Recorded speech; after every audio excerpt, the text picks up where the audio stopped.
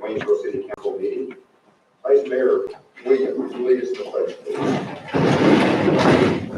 Pledge allegiance To the flag of the United States of America, to the republic for which it stands, one nation, under God, indivisible, with liberty and justice for all.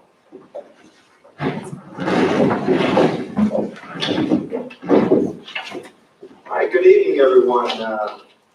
We moved up to the school tonight so we could practice social distancing and give people the opportunity to spread out, not be sitting on top of one another. Welcome you to the meeting tonight, and if you would like to speak during a public hearing or a citizen comment period, we have sign-up sheets as you come in the door back here. Please sign up. Remember, if you sign up to speak for either, you've got a 4-minute time limit, and we don't have our little magic clock with us, but Mr. Shaw will give us a signal when you're running towards the end of the 4-minute time. He's got it, okay. So Mr. Shaw will give us a signal. So if you're going to speak, please try to limit your conversation to about, oh, I see right there. Limit your conversation to about 4 minutes.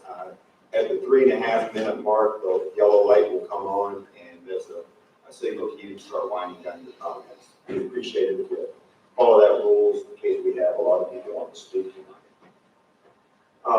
Item number three is to adopt the meeting agenda. Has everybody had the opportunity to review the meeting agenda?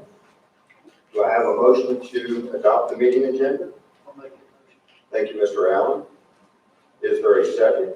Second. Dr. Hostetter, thank you, Dr. Hostetter. Any discussion? All in favor say aye. Aye. Any opposed? Motion carries 5-0. Thank you all very much.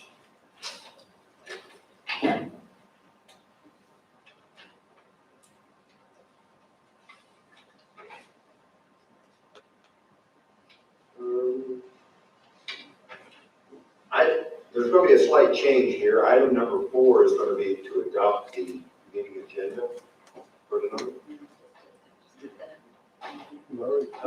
No.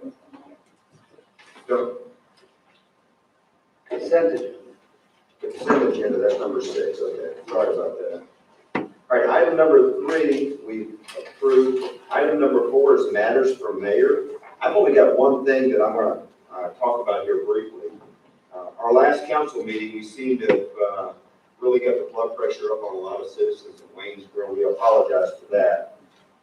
Over the past 2 weeks, we have had a lot of comment and chance to meet with citizens, and we appreciate the comments and things that came from those meetings. I want everyone in the city to know that we as a city council, we do not support limiting the number of dogs and cats for our residents. That is going to be something that we're not interested in and will not be pushing forward. Nor do we support licensing of cats. The City Council supports general revisions to promote animal welfare and responsible care and understanding that there is a established law provided by the Code of Virginia in that area, and we've directed staff to review those provisions and incorporate the appropriate references to the specific adoption of those relevant and necessary provisions to our city code. City Council also supports the tethering provision that was presented last time, and we would ask our staff to continue to work with that provision. Staff is asked to provide additional context and explanation for recommendations regarding roosters and chickens. The City Council is also interested in understanding how grandfathering provision might be implemented with these rules.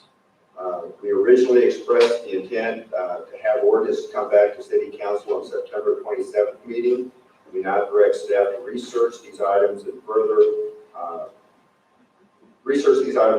and schedule a presentation once the research has been completed and they've got more information from council.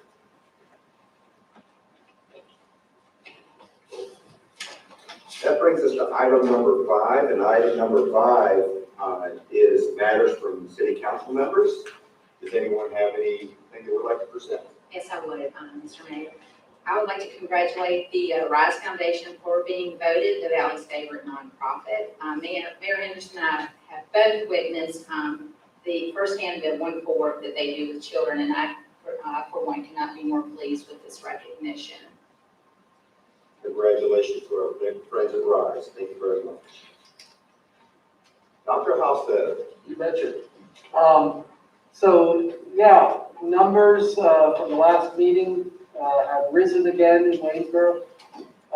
The good news is, if you looked at the VDH site in the last couple days, our graph has started to turn down. I don't know if that's, just as I said originally when it started to turn up, it's not yet a trend. I don't know if that's a trend or not. The number of COVID cases in Augusta County has not started to turn down. It's been rising.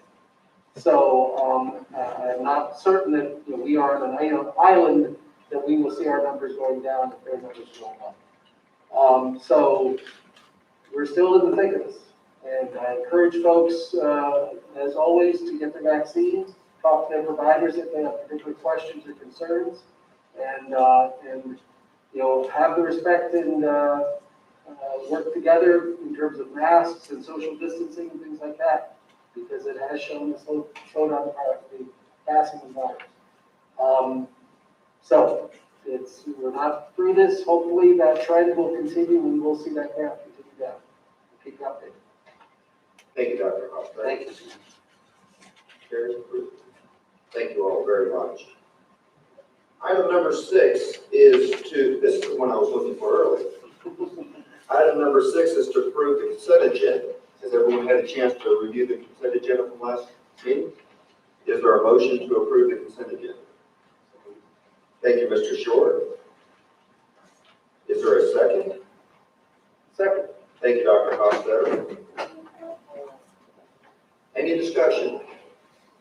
All in favor say aye. Aye. Any opposed? Motion carries 5-0. Thank you all very much. Item number 7 is to hold a public hearing upon application by Mr. Jacob Turner to rezone 1040 Reservoir Street from RG5 General Residential to Rmf, which is multifamily residential. Mr. Goudet. Mr. Mayor, members of council, y'all hear me all right? Excellent. Yep. I can hear you, but I don't know if the mic. Y'all hear me today?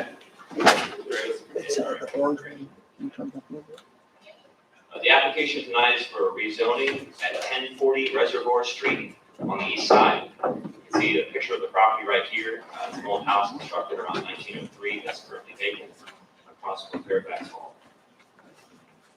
It's located here in Ward AF East Side on Reservoir. The applicant is requesting a rezoning from its current designation, which is RG5 General Residential, to RMF, which is Residential and Multifamily. This is an upzoning. That means that you're increasing the allowable intensity of use in that area. And the applicant's intent is to demolish the existing structure and to construct 15 attached units. The current structure is a brick house constructed in 1903. As I mentioned, it is not a protected historic structure, so the applicant does have the right to tear that down. They do not need a certificate of appropriateness from council to do so, or from the planning commission. Here's a map of the vicinity. You can see that there are single-family residences surrounding the property. Then there's Fairfax Hall across the street in the RMF district, and then a small quadplex and some apartments right down at the intersection of Winchester and Reservoir. And then there are a number of townhomes located further up here on 5th Street. And most of the vicinity is also zoned RG5, except for this RMF immediately across the street. The GIS is somewhat wrong as far as the lot lines. This alley was actually vacated, and the applicant's parcel is actually a square that looks sort of like this. It's about 200 feet by 115 feet, or about an acre. This zoning change is from RG5, which allows for single-family homes with a minimum of 50 feet of street frontage. The site could fit 3 or 4 of those homes with no new road construction. Actually, it could definitely fit 4. And that maximum height of 35 feet. It also allows for certain kinds of attached homes, townhomes and single-family attached, which have to front on a public street built to city standards. They could have a maximum of 8 units per acre. between the issues of parking, surface parking is not permitted between units in the street, so you probably have to have some kind of access road. Probably there's a functional maximum of about 7 units that could probably be put on the site, possibly 8. That's under the current zoning. So currently, the applicant could tear down that house and construct 8 townhomes along Reservoir. The applicant is asking for Rmf zoning. This allows all types of housing allowed in other residential districts, as well as allowing multifamily buildings and complexes at a maximum density of 20 units per acre. The units do not need to front on a city street, so it could be like an apartment complex where there's a driveway in and parking within the area, though there can be parking between the front buildings and the street. And the applicant could theoretically get 19 units maximum in this zone. The maximum height for Rmf is 65 feet, but there are some step back regulations for properties adjacent to other residential districts that make that probably not relevant in this case. The applicant's proposing a development that looks like this. Essentially, you have Reservoir Street here up front, and then there's a line of townhomes across the front, as would be allowed in the current by right zoning. But then the access road to the back is to a parking area with another 8 townhomes located just behind it as well. Now, because townhomes in the city's ordinance must front on a public street in order to be subdivided, the applicant would not be able to subdivide this property. They would have to keep it as one lot. So this would have to have a single owner. They could sell them, but they would have to sell them under a condo agreement with a common landholder. It's a very comparable project to the Village Drive condos, which were recently constructed, currently finishing up construction, where you have about an acre square parcel, an inlet road, and then a parking lot in the middle, and then a row of 8 across the back, a row of 6 across the front. Again, it's multifamily, so they have to have a single landowner. They couldn't subdivide it, but they're selling them as condos, so the applicant's expressed an interest in doing something similar to that. The comprehensive plan calls for medium-density residential in this area. Medium-density residential is described by the land use plan as accommodating up to 8 dwelling units per acre. Our typical medium-density residential zone is RG5, which is what it's currently zoned. So you can see most of the area around it is currently designated for medium-density residential as well, and currently mostly zoned RG5. You can see we have this park designation where Fairfax Hall is. That's not just public parks, it's also sort of like institutions, open space, facilities like that. However, it is zoned Rmf, which is the zoning that the applicant's asking for. Reservoir Street is a 26-foot wide residential collector with no curb and gutter. While the no curb and gutter doesn't meet city street standards, the 26-foot width is our current minimum standard for subdivisions. And it's currently well below its traffic capacity, so it is capable of handling plenty of additional traffic without risking congestion. There are no sidewalks in the vicinity, and there is sufficient water and sewer capacity in that area to accommodate additional development. The applicant has proffered a number of conditions. Again, with the rezoning in Virginia, you cannot ask for conditions as the council or planning commission, but the applicant can volunteer them upon discussion. The applicant is proffering that there will be a maximum of 15 units, not the 19 that would theoretically be allowed by the zoning. A landscape buffer around the edges of the site, which are site plan ordinance, which are site plan regulations would call for as well, which will be a Class B under the zoning code. There are proffering outdoor spaces, including roof decks on the units, and the use of attractive materials such as brick and hardy plank. So those are the proffers that the applicant volunteered that informed the Planning Commission's recommendation. Staff did not recommend approval of this rezoning. Staff believes some additional density would be appropriate in that area. That's mostly single-family homes, and the comp plan designates it for medium-density residential. This rezoning would exceed that density permitted in the comp plan by taking you up sort of an extra step beyond what the comp plan calls for. We believe it's not walkable to the city center, which is where you really want your highest density areas. So sort of, to me, it was sort of 2 steps ahead of the surrounding neighborhood. That said, we do have plenty of utility and road capacity in that area, so we don't believe that there's any particular risk to the city in approving the rezoning. And there are obviously some multifamily across the street that it could be contiguous with. We just don't feel that it's necessary at the current time, we don't feel that it matches the plan or is consistent with the neighborhood immediately around it.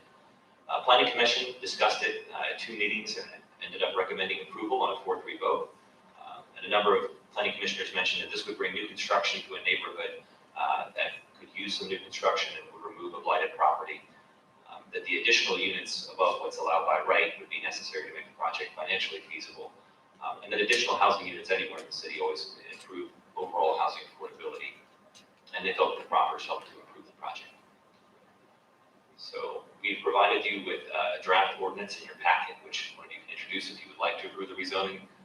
You do not have to introduce an ordinance if you do not want to approve it. And I'm happy to answer any questions related to it. We also have the applicant available as well. It's not rezoned, how many units we put in there today? Theoretically, as many as 8 townhomes across the front, and practically probably more like 7 with site constraints. And they would all have to be subdivided and fronting on the city street. We couldn't do the multifamily arrangement where there's some tucked in the back. So it would essentially be just the first kind of good visual here, because basically he would be able to do this, but he would not be able to do that under the current zone.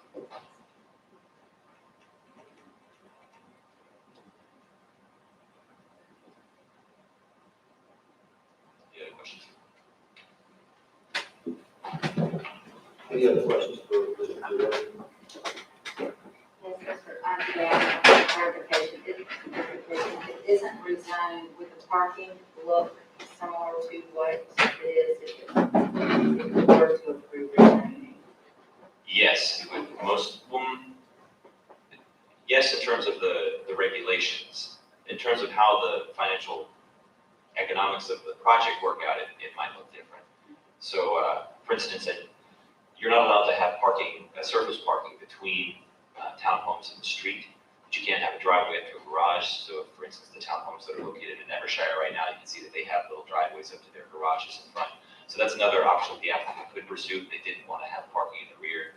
You're also allowed to count parallel parking along the front towards your parking minimum. Otherwise, the applicant, if the applicant did not want to provide garages, they would need to locate parking in the rear. And so, yes, it would essentially look the same as what's on the site. Thank you. Okay, any other questions? So this would require an HOA? Yes, yeah, definitely. We require a condo association, since it would be a single parcel for city purposes. And no public comment during the planning commission?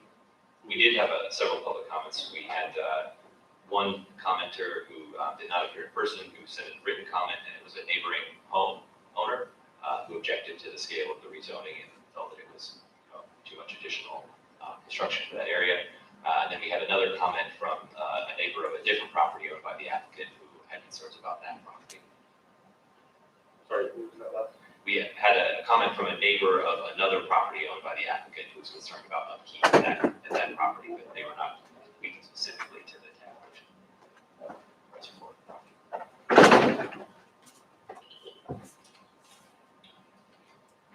I have no more questions. I'll open the public hearing.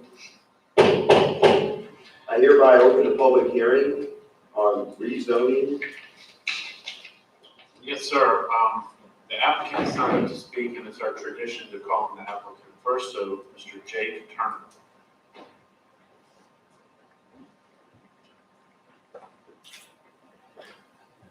Hello, I'm Jake Turner, owner of 1040 Reservoir Street.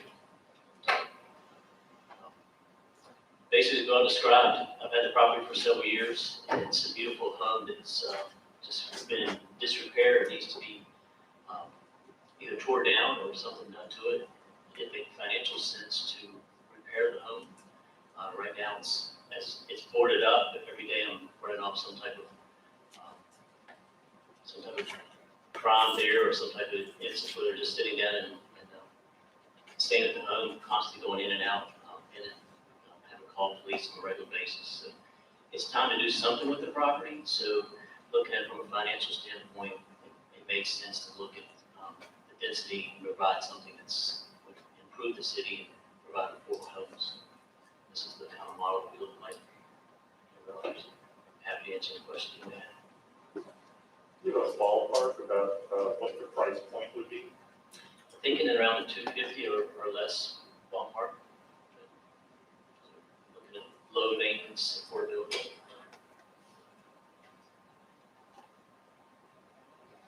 And Mr. Turner, this is Bobby speaking over here. On your number 4 for your property, you've got all building construction shall use brick, hardy plank siding, or equivalent material that provides extra layer of fire safety protection. Does that mean you're not going to be using vinyl in these structures? That's correct. I would look at something that's more suitable for that density and keeping fire safety for those around them. So, vinyl has a high rate of flammability, so look at something that would bring up the scale of the neighborhood, but at least match it. Thank you, sir. Any other questions, Mr. Turner? Thank you, Mr. Turner. Ms. Kathy Tran? I think she, were you speaking on another matter? Well, I have 2 matters. I'd Okay. like to see. That's what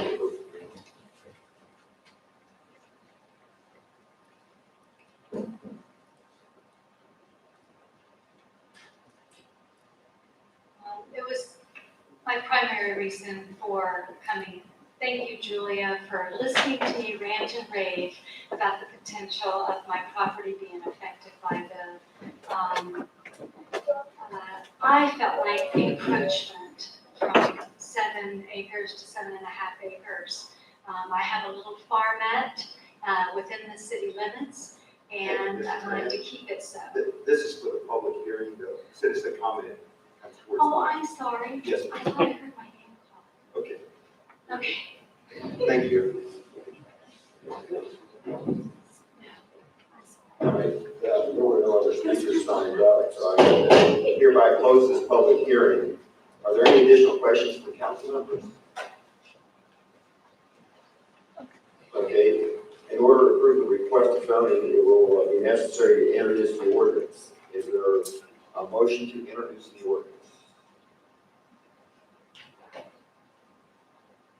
We would not be voting on it? We're not voting on it. We need a first and a second, then we'll discuss it at the next meeting. I will introduce the ordinance. Thank you, Dr. Hofstadter. Is there a motion to second the ordinance?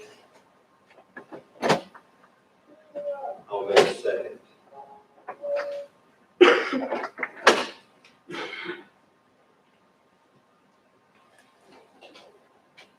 This motion will carry over to our next meeting on September 27th.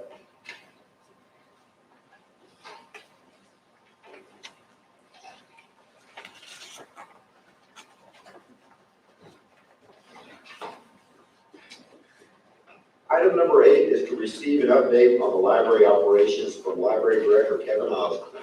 Mr. Ham. Yes, sir. Mayor Henderson and members of council, I wanted to provide a brief remarks of introduction for Mr. Osborne's presentation and Mr. Jones's presentation. The purpose of these updates is to ensure that the council and that the public are informed about municipal departments and how they are resourced and staffed and what they accomplish. I think it's especially relevant as we approach the budget process for fiscal 2023. Take this opportunity where these 2 respective departments are concerned to commend the leadership of the 2 departments and their respective staffs. They've done a remarkable job in the last 15 to 18 months, innovating and reacting to COVID, preserving relationships with the community and establishing new relationships. Of course, it was important and necessary that all municipal departments evaluate and adjust to service delivery in COVID. But our library and our Parks and Recreation Department are 2 operations that are more accustomed to encountering the public in large groups or in individual face-to-face encounters. And I thought it was appropriate to acknowledge the creativity and determination that the library staff and the Department of Parks and Recreation demonstrated during the periods in which those facilities were closed and then coming out of periods of closure and finding new ways to engage the public and remain relevant. And my point being is simply that I think it's important to draw the council's attention to that, to consider their achievement, and we'll have some highlights regarding the program and project, and keep that as a baseline for consideration as we move into budget preparation for the community. So thank you for the consideration, and I'll hand it off to Mr. Osborne to begin with. Good evening, everybody. Can you hear me? It's going to be kind of brisk, so here we go. All right, so I'll bore you with numbers right out the gate. About $961,000 of my operating funds come from the city. I also get a $170,000 state aid grant. Altogether, about $1.2 million in dollars that the library uses up to support the city. I've got 15 employees. 8 of them are full-time, 8 are part-time. We've got 3 vacancies. Post-pandemic, we intend to fill those. It's kind of hard to onboard and train people when you can't show them how to do stuff. All right, during the pandemic, we had about 90,000 items physically in the building. 1,500 people in the city used our curbside service. We'll get more into that later. At curbside, which is when the building was closed to the public, we handed off 42,000 items from our front door to the public. 1,300 people used our ebook products, and they checked out 17,000 electronic products, which is to say your Kindle books, your digital audio books, 17,000 while the library was closed. Since we reopened just mid-May, we had 220 people on our first day back, and we've had 19,000 people through the door since reopening. Since reopening, we've checked out 32,000 materials and had 9,000 electronic checkouts. We, of course, still have PCs and free Wi-Fi and print copy fax services for the public. So, for a while there, we had to close our doors due to the pandemic. As Mr. Hamp said, our service model tends to be face-to-face, hand-in-hand, and that's pretty tricky. So, we modified our service model to be curbside, which is effectively, your McDonald's drive-through. You pull up in front of the library, you call in and say, hey, it's Kevin Osborne, I've got some items on hold. We check them out to you, we meet you at the front door, we put them in a little box, and we slide them across. Perfectly safe, everything decontaminated, nobody got COVID, and we checked out a ton of books. The community was very happy to be able to have that service. Think back 12 months when nobody could go anywhere or do anything. Many people called and wrote to let us know that the library helped them read, helped them see movies, helped them get through the pandemic. We brought back our kids' crafts. We just did it outside. As you can see there, we've got a bunch of kids painting rocks to look like cactuses. We did stuff like this every week. The library plays an important role for children as a place to come, and we wanted to keep that going. Remember the library, we didn't want the equivalent slide. And of course, we did a lot of online engagement. Online story times, photo challenges on Instagram. We did our summer reading through Facebook and Instagram to get people to interact. The library is a place where people come to gather, so we took that online. One of the things that we were most proud of were our grab-and-go craft bags. So we did these through curbside, and they were so popular, we kept them going after we reopened. You come in, you grab a little bag, you take it home, it's an instant craft. So you can see over there on the left, we had fish and jellyfish and rainbows and little curly monsters. Everybody would then post pictures of their grandkids on Facebook having a great time. They'd come back on Monday, get another one. So we even started doing them for adults. You can see there we had the Zen Garden kit. Pyramid Downtown gave us incense to put with our therapeutic tea and chocolate craft activity for adults to help people, get their blood pressure down. Typically, we have a parade of costumes for kids. We obviously couldn't do that, so we did a candy shoot outside in front of the children's section. As you can see there is Miss Ann dressed as Minnie Mouse, launching candy down at PVC Tube to a young lady dressed as a witch. I measured that personally, that was 9 feet, so everybody was good, and they got their chocolate. And there was somehow a bunch of people decided to bring their dogs, so we had a whole parade of dogs in costumes. That was pretty great. While we were closed, I decided to leverage pre-existing libraries within the community. You've probably seen the little free libraries all over the place, supported by the Kiwanis. I took a bunch of our donated books, wrote a little free library on them, drove them all over the city, and kept that thing stocked.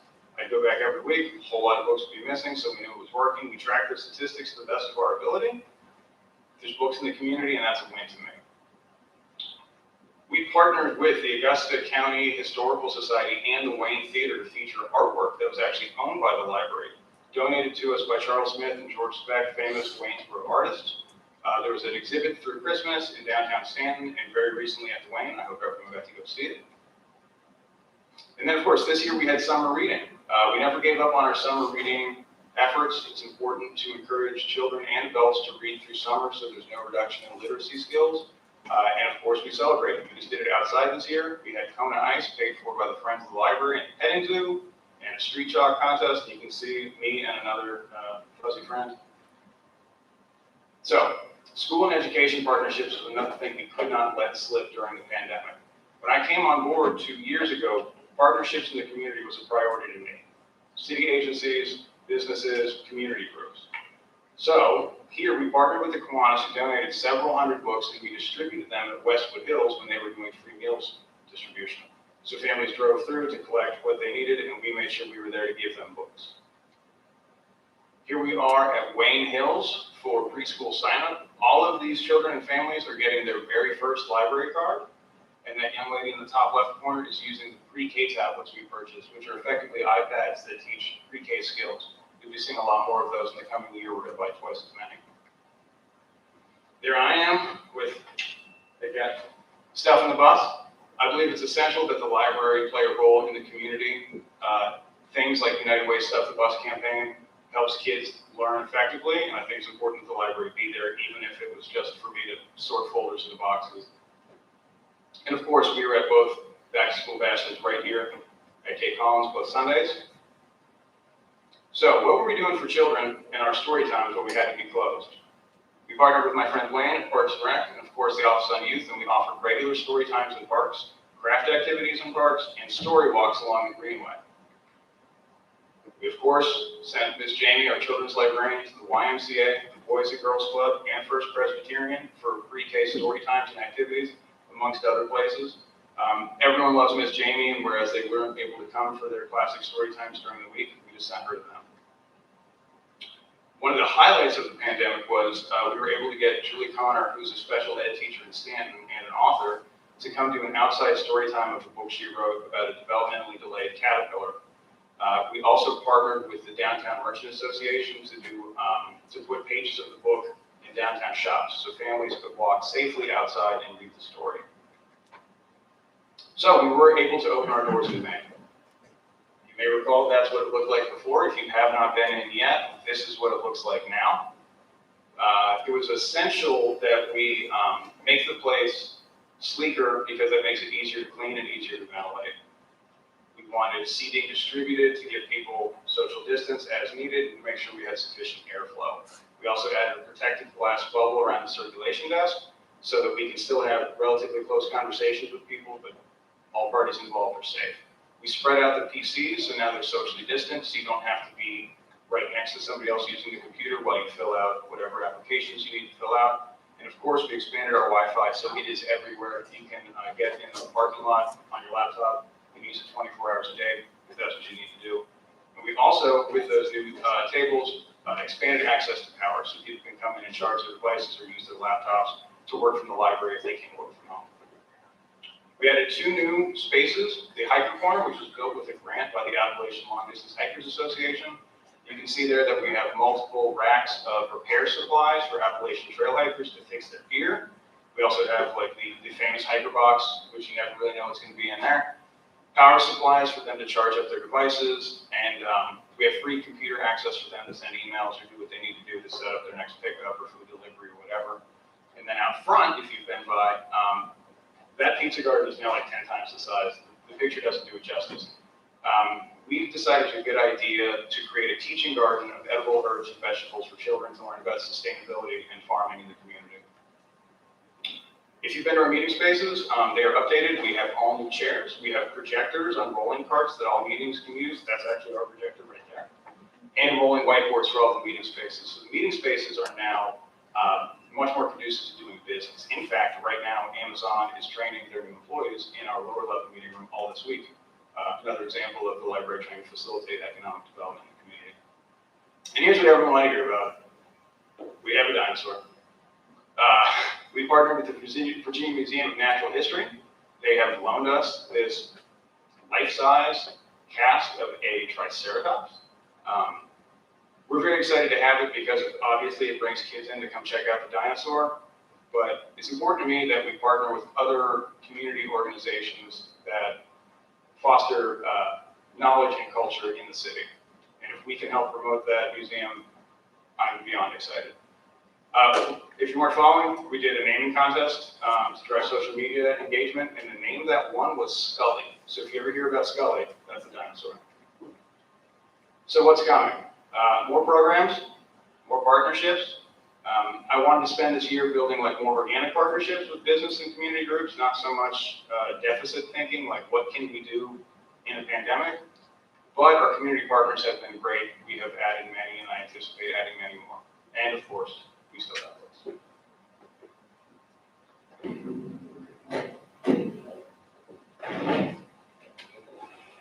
Thank you, Mr. Osborne, for the update. Anybody got questions for Mr. Osborne? Awesome. Yeah. You're doing great work over there, sir. We appreciate all your We're time. trying. Thank you all.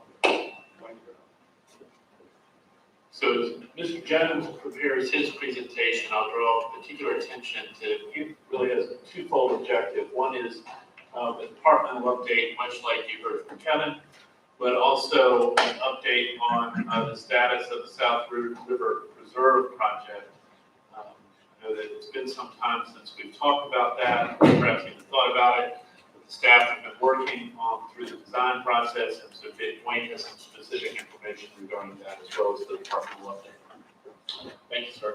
Thank you. Mayor, members of council, it's my pleasure to be here tonight. We don't have a dinosaur, and I thought Scully was from the X-Files, but that's okay. So a couple years ago, we did a visioning and a mission statement at Parks and Rec, and I just want to go over because it's been our guiding sort of roadmap as we've done different projects and different things we do in Waynesboro. But our vision, Waynesboro Parks and Recreation, will expand its high-quality parks, facilities, and programs to connect people to nature and each other. Our parks and programs will provide something for everyone in our community and draw people to Waynesboro from around the region. Our mission of Waynesboro Parks and Rec is to provide recreational opportunities and amenities that make Waynesboro a community of choice and a regional destination. To achieve this, we will find and develop capable and passionate staff members, equip them with the knowledge and skill set necessary to fulfill their roles, work as a team with one another, and seek out partnerships with other departments such as the library and organizations that can help us achieve our vision, and use public resources in efficient and innovative ways, balancing maintenance of existing facilities and programs with expansion of new opportunities, communicate opportunities and successes to citizens and potential visitors. I wouldn't be able to stand here today without my passionate staff members that back me up. I sometimes am the voice, but they are the boots on the ground. I have a creative staff, I have a phenomenal staff, and again, what you see in some of the projects would not be possible without their help.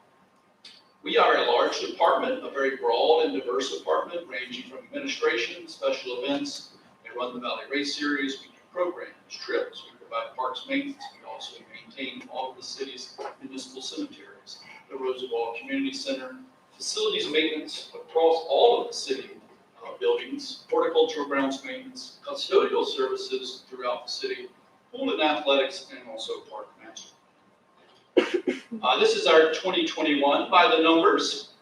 We still have 7 parks, almost 400 acres, about 1.2 miles of paved Greenway, more coming, 4 miles of Blueway, 4 soccer fields, 6 baseball fields, 2 outdoor basketball courts, 8 picnic shelters, 3 playgrounds, 1 disc golf course, 5 tennis courts, the Reservoir Community Center. We also provide grounds and facilities maintenance for 6 major buildings. We have 16, and I have it's actually a little COVID symbol. We are down 3 full-time staff due to COVID. 2 of those were frozen. 1 of those in our custodial department we just simply can't fill because the pay is low. There's too many higher paying jobs. We also have 2 permanent part-time and 5 to 8 seasonal. And that 5 to 8 seasonal used to be much higher. The next box over there is contract services. We have had to use a lot more contract services for grounds maintenance, mowing of the medians, custodial services, and it's just a trend that I think will continue, and I thought it was good to point out here that those have risen, and we have lowered a lot of our seasonal staff because of that.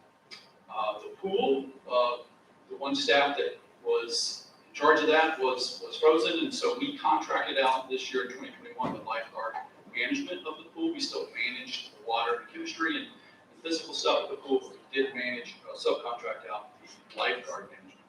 We were able to have a couple of races. They were down by about 1,500. We normally have 6 races a year. We had 4. We still were able to attract 1,000 folks. Our shelters, we do over 300 rentals. It was a slight dip into our 400 max. Our shelters were very positive, very popular coming out of COVID, and it did generate about 15,000 revenue. And of course, our events based on coming out of COVID were scaled back. But I am excited. Our vision of connecting people to nature and each other, really at the heart of that is our special events. And we do a lot of those special events across the city. I'm excited to tell you about our first special event coming up, or the one coming up next, and that's the Corner Springs Kite Fly on September 25th. Excited to bring folks out. Corner Springs is a wonderful park, and also lots of places to spread out, socially distanced, fly your kite, get some fresh air. We'll have some bull races and some different things. Kites available for kids to make. We'll have a pumpkin corral. Hopefully, we'll be able to have our hay rides across the park. Something new that we're doing what's called a BioBlitz. And what is a BioBlitz, you may ask? The Parks for Pollinators BioBlitz is an event where community members work with park staff to create a snapshot of a variety of wildlife that can be found in a park by using the iNaturalist app to take pictures and record information about plants, insects, and wildlife they observe. You may have walked your dog out at Corner Springs, hopefully you have, and you notice that the fields are teeming with life, and they attract a lot of pollinators. We are in the course of sort of transforming, really Corner Springs into an outdoor park. It's going to be for dogs and cross country and all those types of things, but this BioBlitz is sort of the first step to protect endangered species and encourage folks to go out and find those pollinators.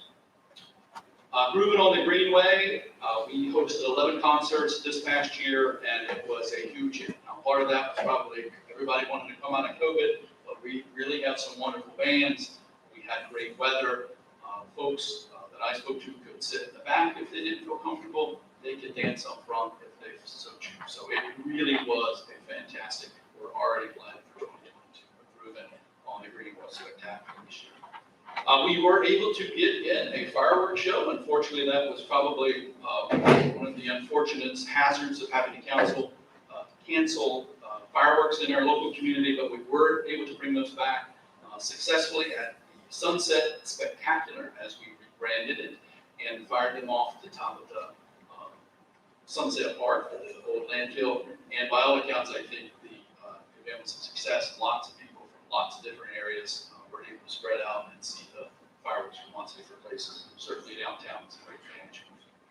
I also envision to draw people to Waynesboro from around the region, and really one of the ways we do that is through our race series, the Mud Run. We were able to get it in this year. We launched our runners in little pockets of 25. It took nearly all the way till lunch to get almost 300 runners through there. So we were capped, but we were still out. We were excited to get people out. We followed all the governor's protocols for a safe event. The folks sort of stayed in their group and were very excited to get out. And they still got money. We were also able to, the restrictions changed shortly before the end of April. So we're able to get our park to park, which is a half marathon. Again, this draws people from around the region. People drive from Richmond, they drive from Winchester. Certainly our numbers, we usually have 615 plus for this race. It's down to below 300, and we are fully anticipating as restrictions continue to get lifted that we will bring those runners back to Greensboro. Use of public resources in efficient and innovative ways. This is the North Park newly painted and installed basketball courts at North Park. And you may remember that North Park was sort of under construction during the remediation, the bank remediation. And part of the negotiations that I had with the Corteva group was that we allowed them to use our basketball court as a laydown construction area with the idea that they moved that basketball court closer to the rest of the park. And they did that, and were able to paint that court, and it's been very popular with the community. And it's really something that made for the park. We also were able to use some of the CARES money to make virtually every, in fact, all of our water fountains touchless, bottle fill stations. We used, again, the CARES money to do that. We also upgraded all the facilities across the city to touchless faucets, into hair dryers and things like that, all across the city, flush valves. All of those were updated in parks and also public facilities. excited we were able to work even through COVID to get recognized South River as a scenic river designation. And that is no small feat. It was quite a challenge to get through all the steps and hoops, but we're very excited that on this past July, we were designated as Virginia's scenic river.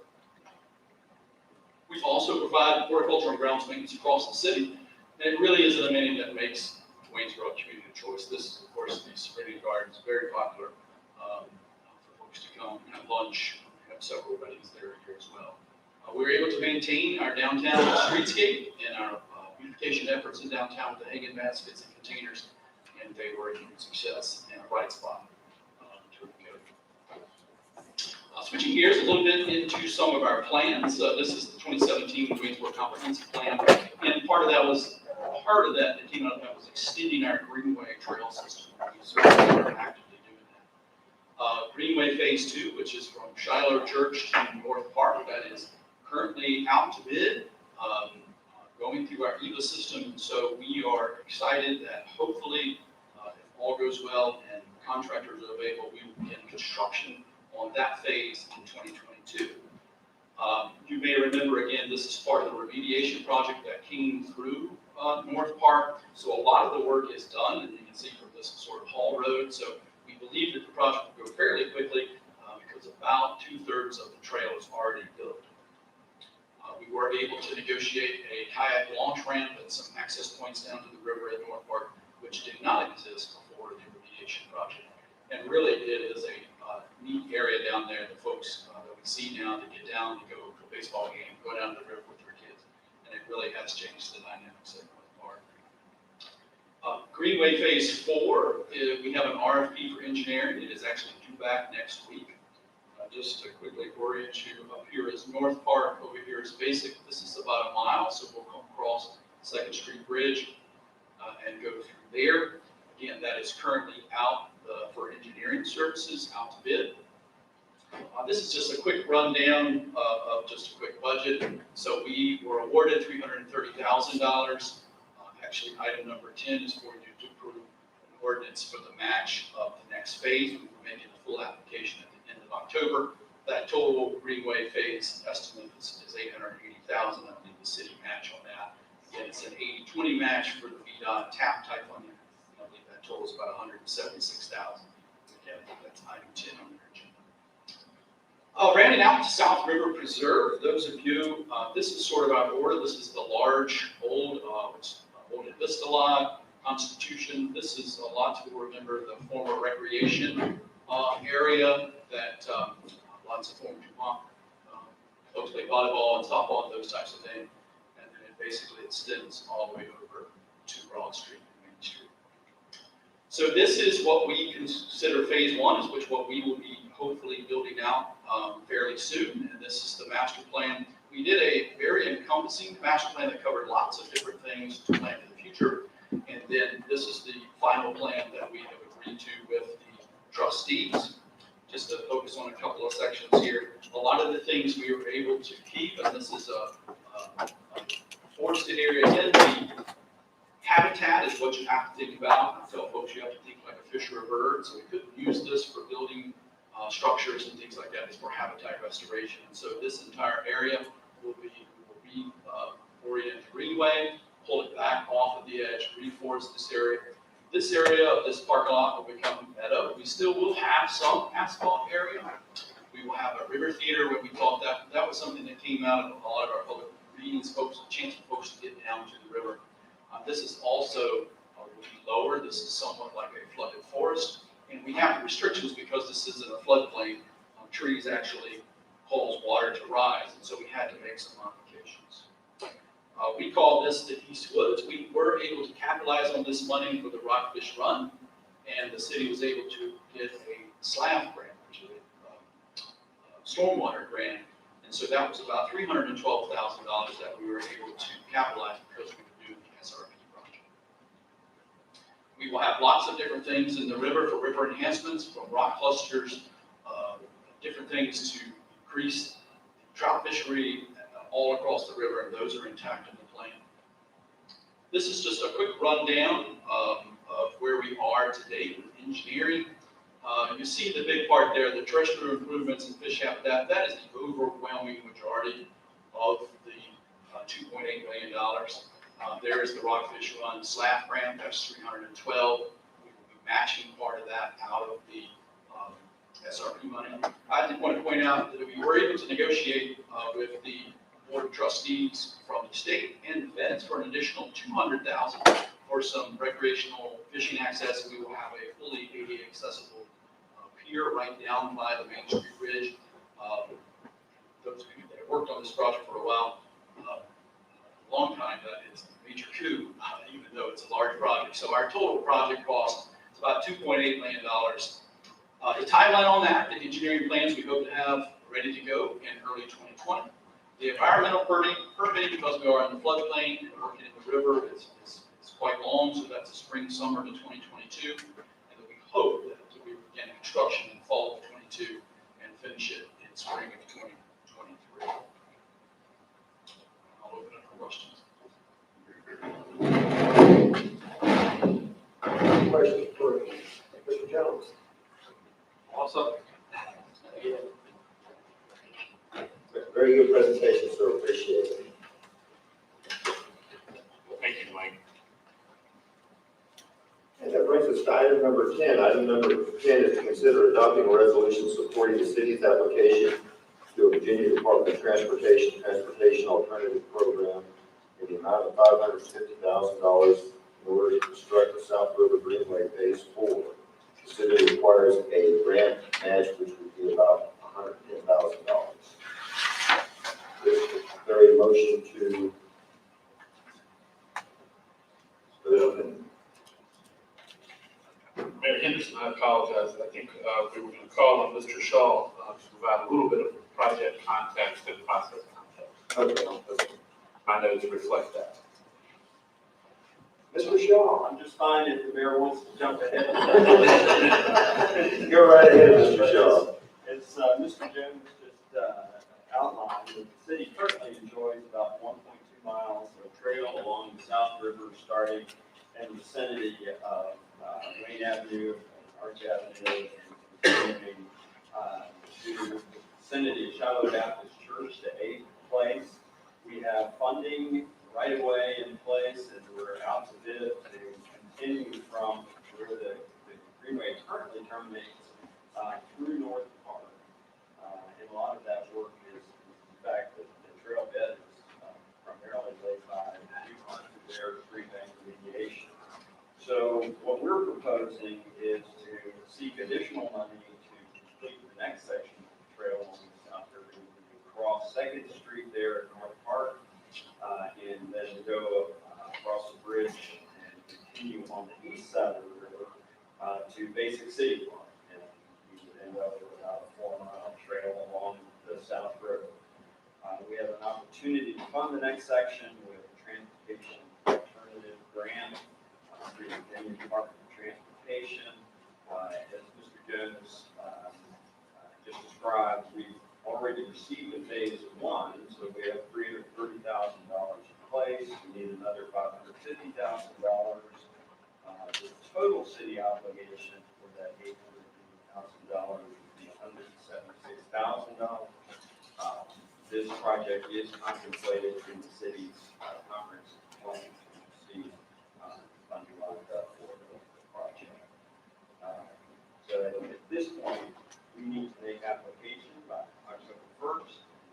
In order to make that application, we need a resolution of endorsement from the Stanton and Augusta Waynesboro NPO, which we received, and we also need a resolution of support from the Waynesboro City Council, which you can pass this evening if you like. Thank you, Mr. Shaw. Any questions? I do have to apologize to Mr. Shaw. We saw an MPO meeting. I asked for a vote, and he gave the motion, and I wanted to say Jim, but I was calling everybody by their last name. I didn't remember his last name. So, and then I just forgot him altogether. All right, so if there's no question, is there a motion to adopt this resolution? I will make that motion. Thank you, Dr. Hostetler. Is there a second? Second. Thank you, Mr. Allen. Any discussion? Mayor Henderson, as an employee of the Virginia Department of Transportation, I'll be abstaining. Thank you, Terry. Terry will do that for me. All right, all in favor, say aye. Aye. Any opposed? Abstain. Motion carries 4-0, and one abstain.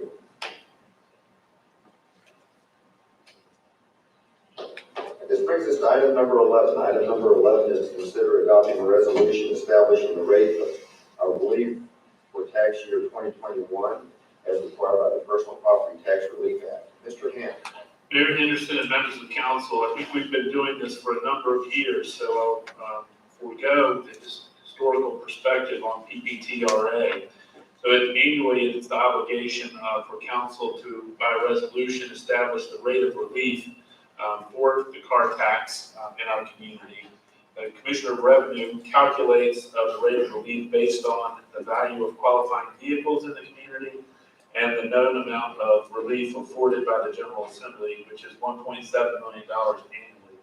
This year, the calculated rate of relief for qualifying vehicles is 42.5%.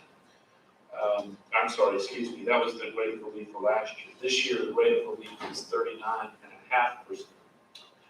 For qualifying vehicles for the tax year 2021.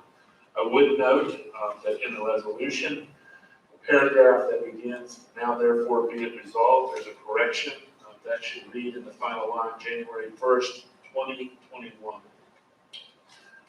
So the rate of relief goes down this year, as you can imagine, with a fixed dollar amount of relief anytime that the inventory of qualifying vehicles increases or the value for, and usually typically the number of vehicles increases and the value of those vehicles increases. The relief doesn't go as far and therefore the percentage declines. It does fluctuate from time to time. We've seen that with gas prices and supply and demand, but this year the calculation is 39.5%. I'm happy to answer any questions that you may have. Any questions for Mr. Question related to with the inventory of used vehicles and the purchase, and of course, obviously, the inclusion of new vehicle inventory across the country, globally, is the rise in resale valuation of used vehicles has risen, and in fact, higher, I believe, than someone might have even enjoyed 6 months ago, let alone a year ago. So, I just wanted you to speak to that a bit as to the decision for why we would reduce the rate, given that the baseline across the city and that inventory of used vehicles may have actually increased in overall valuation of the assessments are done. So I'm not sure that I follow specifically the question, but it's a matter of economics. So in this case, both the values of new vehicles and the values of used vehicles increased. So I would assume that with varying exception, most vehicle owners will have an increased tax value.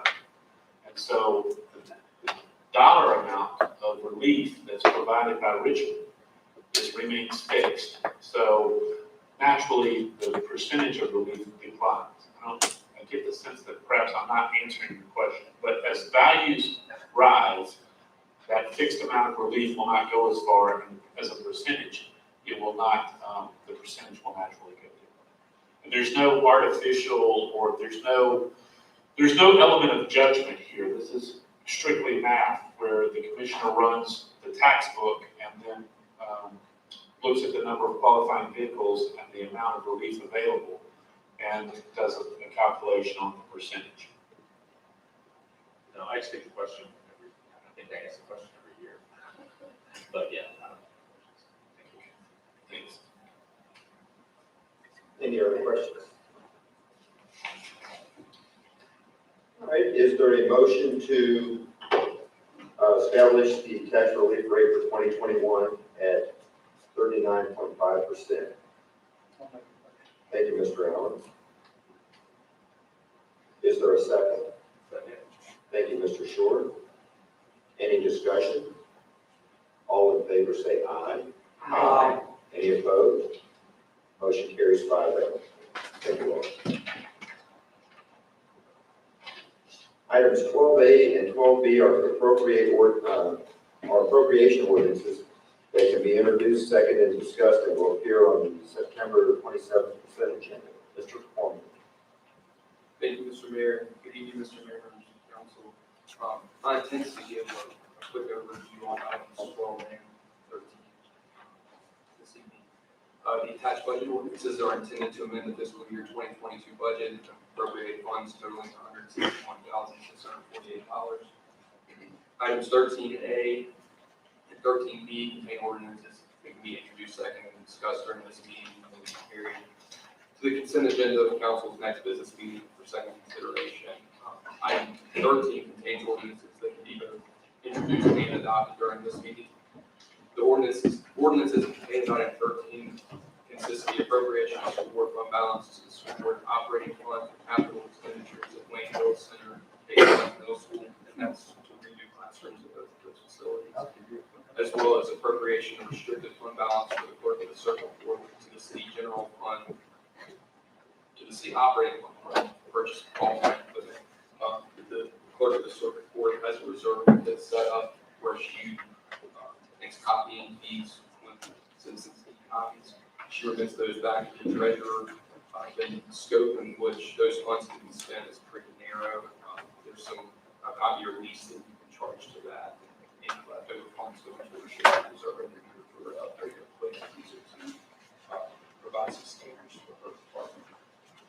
Item 13 is mostly school ordinances, ranges from $30,000 in CARES Act and rear set aside funds, $16,000 Title III grant funds, all the way down to $1,500 for the Valley Lines, $1,000 for the Valley Lines. Also donations from target school funds.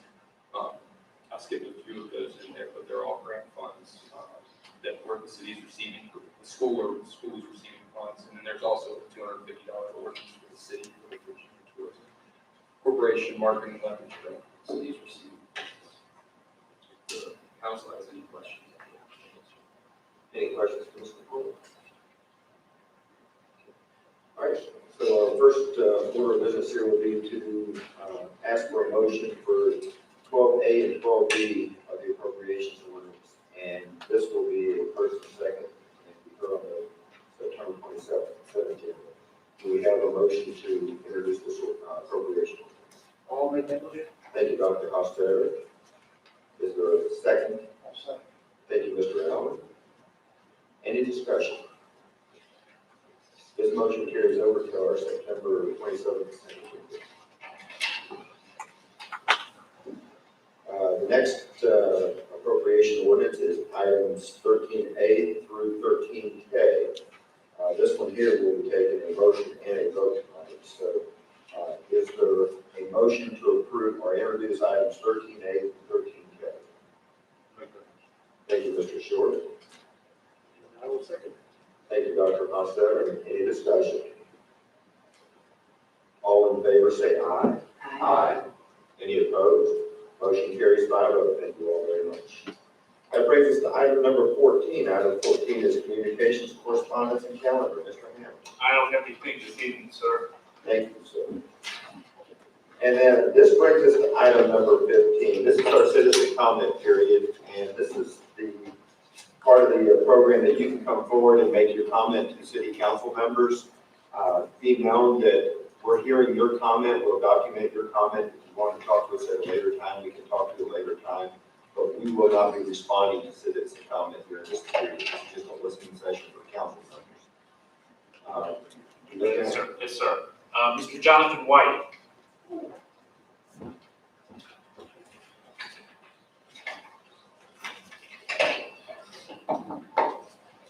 The liberty of making some comments and votes for the council members.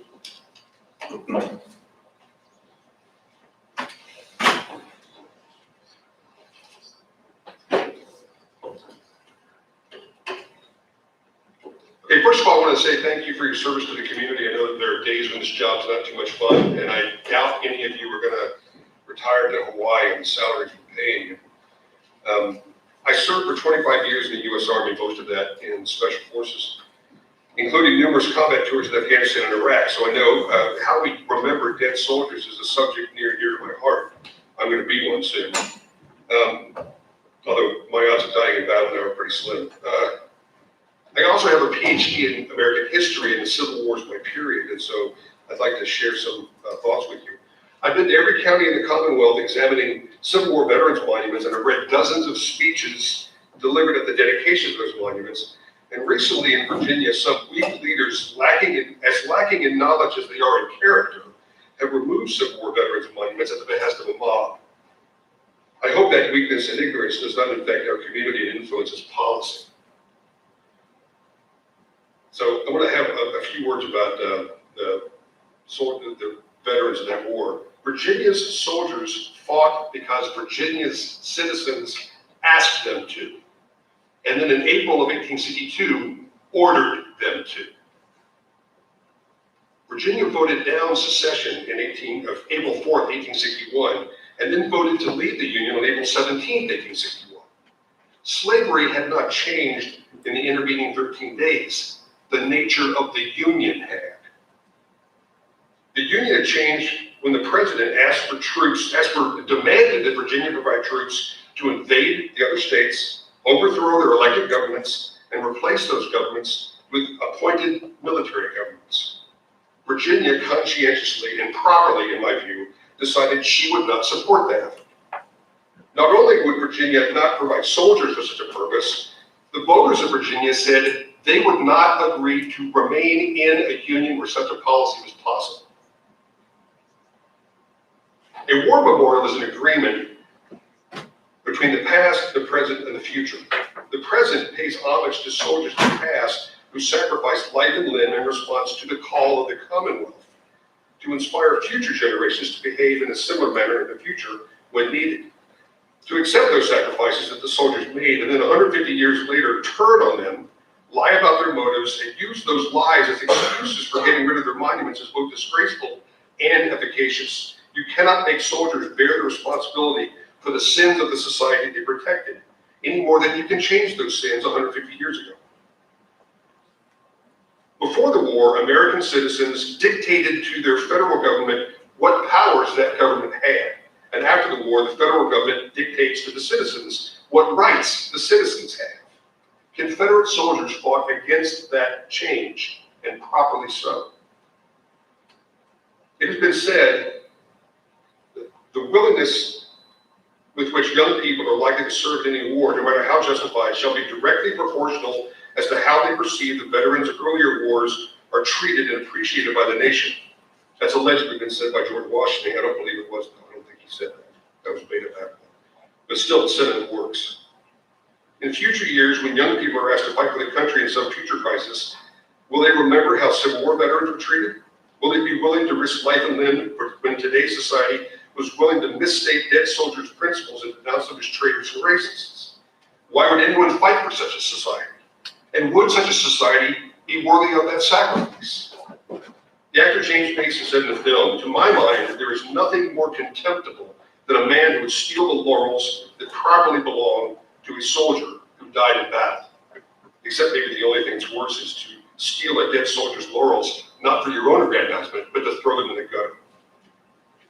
Now, there are a few places for the Harmon Monument. The old Presbyterian Cemetery behind the old Purple Foot. Honestly, I think that's a place that is likely to be defaced as where it was in Constitution Park. Mr. White? Yeah. We're out of time here. Okay. If you wind it down. I will. The next is the intersection of Wayne and Main. That's my personal preference. That's where he was killed. That's where Harmon was killed. I realize that's not going to be a popular place. The other one is the cemetery, Riverview Cemetery. It's closed at sundown, and so it's probably less likely to be defaced. I will, of course, defer to your judgment on the matter, and I will assist the council. If you need assistance on researching this, let me know. I'm happy to do it. Thank you for your attention. Thank you, sir. Ms. Kathy Tran.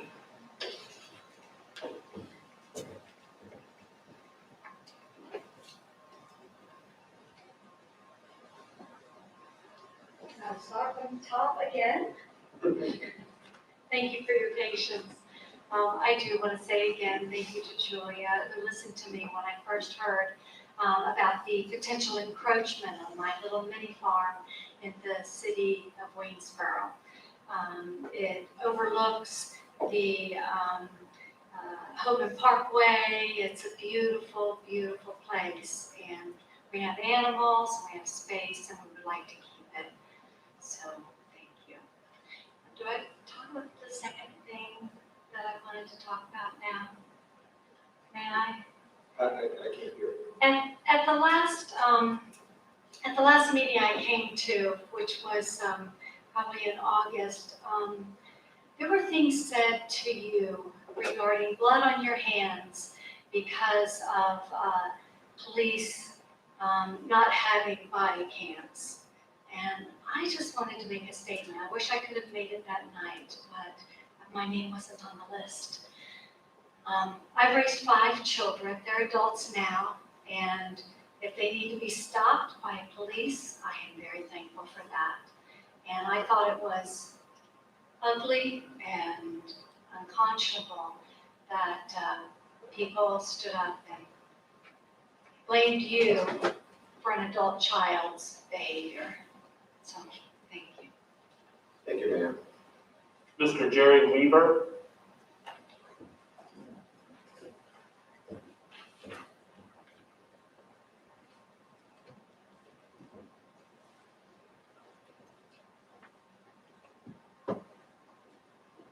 Yeah, you've kind of taken care of one of my questions. So mainly my concern is communication between the council and the planning department concerning 14th Street.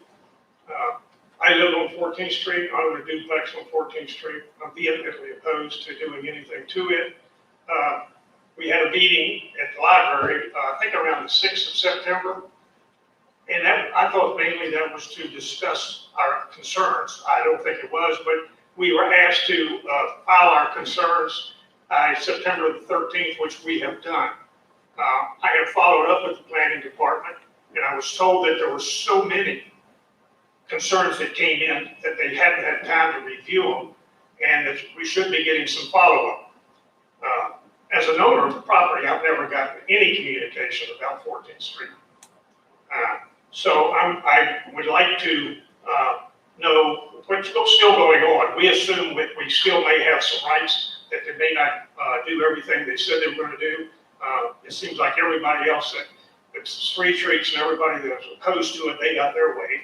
So it seems like since we have less owners and less people yelling, that maybe it's just going to be handed to us without any say-so. So that's my what I had. I'd just like a little better communication on what's going on 14th Street.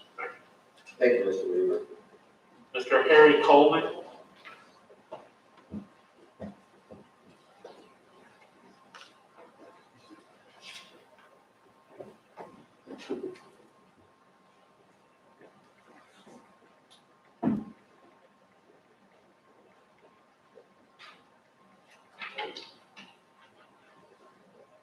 Good evening, I'm Harry Coleman from 105 Tiffany Drive. During my 8 years on the planning commission, the Greenway was a dream on paper. I thought it would never really happen. So I want to thank all the city government and staff for the enjoyment we have already received with that first section. Special thanks to everyone involved with the grant applications that are making this affordable for the city. I'm concerned about phase 3 of the Greenway, which will run from the present Greenway to Ridgeview Park. It is funded by a 2019 grant that will expire very soon if not used. I think the problem is opposition against either of the 2 proposed routes. If we don't start building this project, we could lose the money and just end up with our pretty plans. If we made our decisions based on the loudest and most fervent opponents to city changes, we would have no Lowe's store or Windy Road apartments. But now both of those are successes for Waynesboro. So is the Greenway. Objections on the 14th Street plan include traffic, lost parking, steepness, safety of users, and resistance to having the Greenway go in front of private homes, and some concerns about it affecting some square residents. The 14th Street plan is simple on a map, with all travel on that street, 14, except for a first block on Wayne Avenue and last block on Magnolia. The original route presented by staff crosses Wayne Avenue to Wright Road and goes into Pine Avenue and Oak Avenue. Some neighbors on that route don't want it in front of their homes, but the main objection raised by the residents in the Tree Street Association are against having the Greenway run down the heavily overgrown cliffside alley at the bottom of the very steep yards behind the houses on Oak. The hills on either course will be hard for some, but lots of kids and adults will enjoy the challenge. Both of the routes are on public right-of-ways. That means we, the citizens of Waynesboro, and any other citizens, have a right to use them. Cliffside Road, as it's shown on the map, is a public right-of-way. This original route from staff stays closer to the river. It has fewer places where vehicle traffic is a concern and less traffic. It is more scenic and it is cheaper to implement because it has far less improved road improvements required. I've cycled this route several times in the last week, and I ignored the sign saying alley closed to public use because I know the proper signage should say alley closed to motorized vehicles. That is the proper signage I will push for regardless of where the Phase 3 Greenway is built. I've had friends in their 70s who rode their bicycles down Cliffside when they were kids playing Little League baseball. Why should our city take a public right-of-way out of service to give a few residents a private alley by taking it away from all the rest of us? Thank you, Mr. Coleman. Ms. Laura Riggin?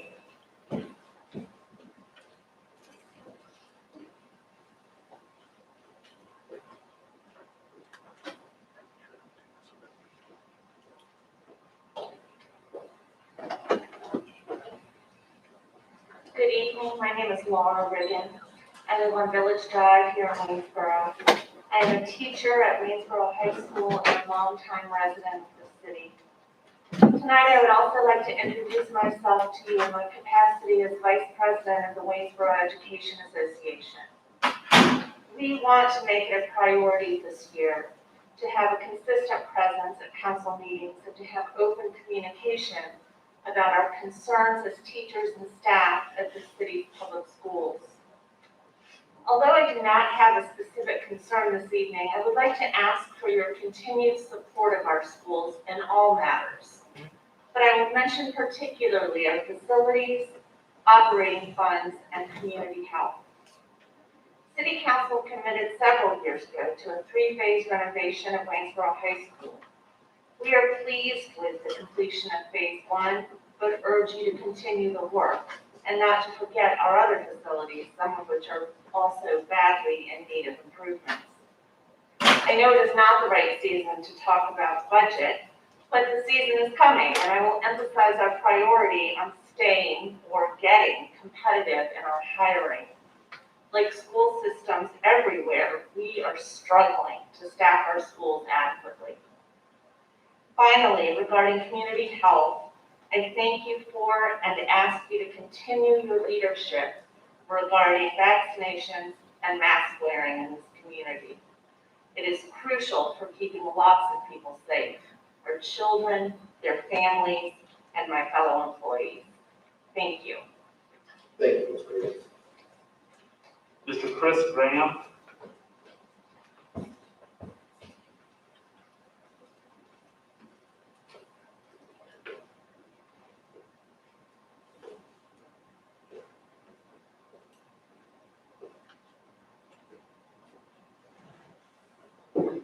Hello, I'm Chris Graham, 1511 Chatham Road, also the editor of VestalFreePress.com, and apparently just learned tonight I'm a member of a mob too. So I wanted to note it for the record that I'm currently wearing a hat with the words, "Dogs make me happy, you not so much." I wore the hat because I thought I would come here tonight and not be very happy with you folks up there. But actually, Mr. Mayor, I want to thank you for your comments earlier tonight. And also thank everyone on council, particularly Vice Mayor Williams and Councilman Allen for your comments at the meeting on August 23rd, and Vice Mayor Williams for your comments to me personally before the meeting on August 23rd. regarding your stances on the proposed pet limits. And very pleased that you as a council and you individually as members of council have listened to more of your constituents than just a few people. I did a free information request with the city going back 3 years. I've been able to pour through those a bit. I've seen that only a few people were raising the issue with city staff and you as members of council. I would suggest that perhaps in the future it could be better advised both for city council and the staff before proposing an ordinance of the nature that was proposed to you last month, then maybe listen to a few more people than just a few people who complain. If that had been done, perhaps the controversy and the feelings from a lot of folks, the parts of a lot of people, my wife and I, lots of folks who spoke to you at the meeting on August 23rd would have been avoided. There were people who spoke to you talking about how they were thinking they'd have to move from the city if that ordinance as proposed had gone through. If you had listened to your constituents before crafting that ordinance, that would not have needed to be the case. So I think that just seems to be the kind of thing in the future, not just on this issue, but on other important issues that come before you. Before staff is directed to write an ordinance, maybe listen to some more people. If I were sitting in your chair, I would definitely ask for that. I would ask for as much input as possible. You got the input as it was, it could have been done in a different way. While I have some time left, I'd like to just advocate, as I have for many years, personally to some of you, and then also through the Augusta Free Press and other means. The two most important things that a locality can do, in my opinion, are public safety and education. In terms of public safety, I think that at least some of you sitting up there know that we're not doing our police, fire, rescue well with what we pay the people who do that hard work for us. We can do a better job with that. That, of course, requires more money coming from people like me. I'm a homeowner, business owner in this city. I would not mind paying more taxes if it meant that we could keep our police and fire and rescuing people well paid. Also, our teachers, same situation. I think we need to do our teachers better. We look at the results of the SOL test from last year, and even though last year was a challenging year for everyone, certainly we were well behind the state averages in terms of our SOL results. So I think that we need to do a better job in both those respects. Those are here to me the most two important things we can do for our citizens and for our city. Last thing I'd like to do, just get on the record, I'd like to thank publicly Dr. Sam Hofstetter in his office. 6 months ago yesterday, I went to his office with what I thought was a cold. It turned out it was pulmonary embolism in the making, and his staff diligently figured out that it wasn't just a cold, it was a lot more, and thus saved my life. So for those who didn't like the fact that I yelled at you for 4 minutes 3 weeks ago, you can thank Sam and his staff for that. Sam and his staff did a great job. Thank you for your work. And it shows how important it is. He's not just up here reading reports to you about COVID numbers and trying to get people to vaccinate and do all the things you need to do to protect yourself from COVID, but they save people's lives. So thank you, Sam. Thank you, everyone on council, for your work on the pet ordinance as well. Thank you, Mr. Graham. Ms. Julie Smart?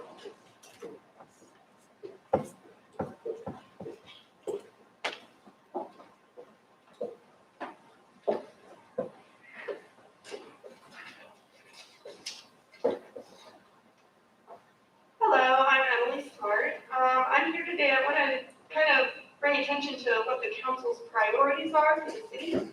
I'm a single mom, so I run a tight budget in my household. And the way I prioritize my budget is I put all of the necessities first.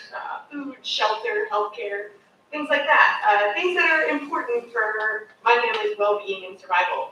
I see the way the city allocates the budget and allocates their time, and I see a lot of spending towards things that are non-necessities. I see a lot of time being spent on things that are non-necessities. Things like that pet policy, for example. It's bizarre to me that we're spending so much time mandating the number of pets people should be allowed to have when there are real, actual problems in the city of Waynesboro that are affecting people's lives and well-being. People not having access to affordable housing, people not having access to affordable mental health resources, I had a friend who had a special needs child who had a mental health crisis. She got a $2,000 bill from the Community Services Board.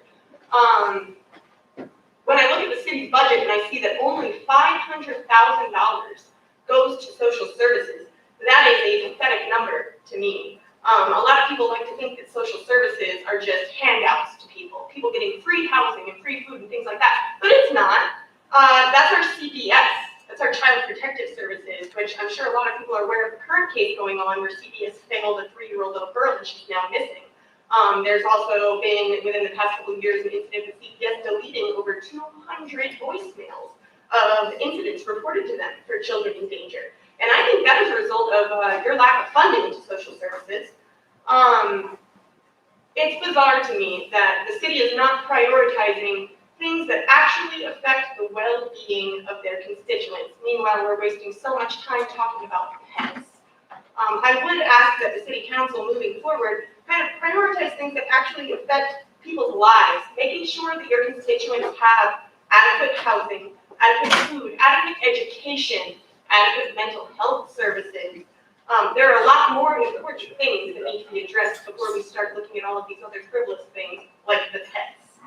That's all I have to say today. Thank you. Thank you, Mr. Martin. All right, that brings us to the last item of the day, and is there a motion to adjourn this meeting? Thank you, Mr. Allen. Is there a second? Second. Thank you, Terry and Sam. All in favor, say aye. Aye. Any opposed?